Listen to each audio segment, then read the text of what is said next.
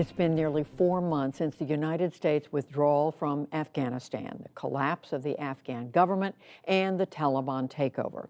The country is now widely seen in freefall, with citizens in danger and a spiraling humanitarian crisis. Here's Nick Schifrin. Afghanistan is on the brink of mass starvation. Every single Afghan province is considered food insecure or even in crisis. 23 million Afghans need food assistance. 8.7 million are nearing famine. 1 million children face acute, severe malnutrition and could starve and die this winter, far more than died in 20 years of war. Schools have no money to pay teachers because the banking system is inoperable, and the healthcare system is near collapse because international assistance that was the source of funding has been frozen. To talk about U.S. policy, I'm joined by Tom West, recently named the U.S. Special Representative for Afghanistan. In his first broadcast interview in this role, Tom West, welcome to the NewsHour.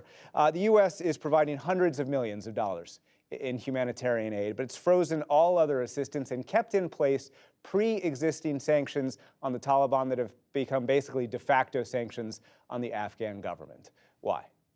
Nick, thank you for having me.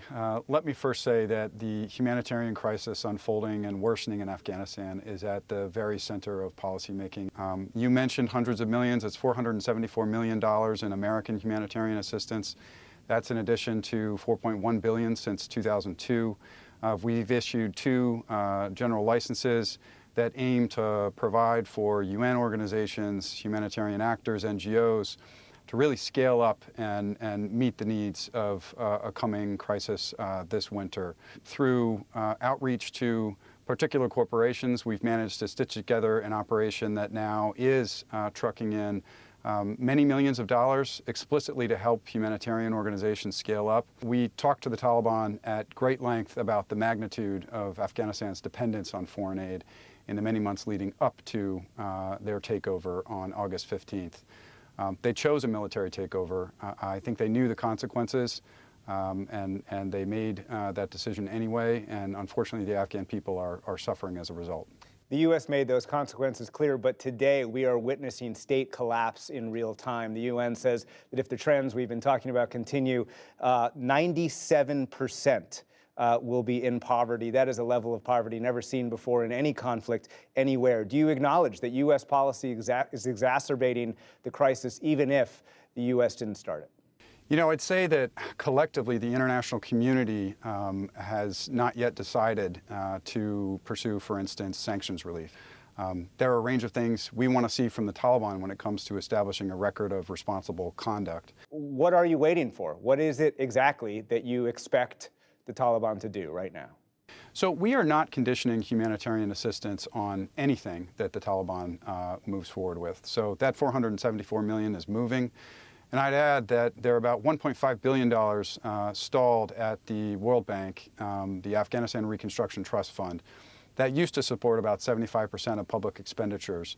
I think, as you know, this is well beyond humanitarian assistance, emergency humanitarian assistance. This is what the government calls humanitarian plus assistance, the idea of a healthcare system, the idea of an education system, the very idea of getting cash into society, people's salaries being paid, without all of which they cannot live.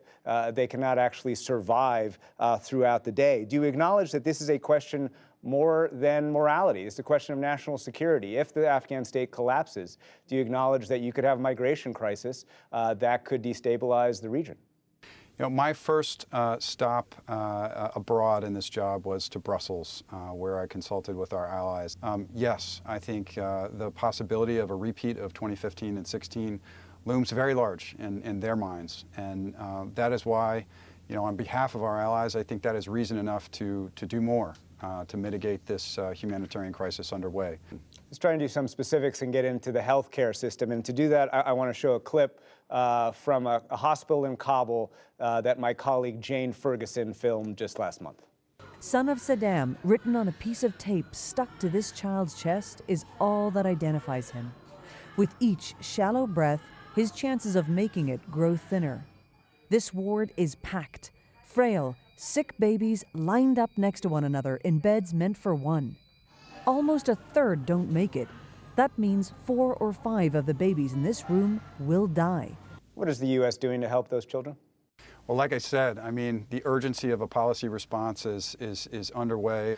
But look, Nick, those images are just absolutely heartbreaking for anybody who cares about Afghans. I think as a society, a lot of us in America still care about the Afghan people, about the 38 million people who remain there. Let's talk about education a little bit. 222,000 teachers. Can the U.S. help pay the salaries? Again, salaries that have not been paid, frankly, for much of the year. I'd sketch for you maybe two areas of really strong consensus within the international community when it comes to potential support to teachers, again, through the World Bank. One is that we want to see a serious and rigorous academic curriculum. We've received strong assurances from the Taliban that they have no interest in revising the curriculum of the last 20 years.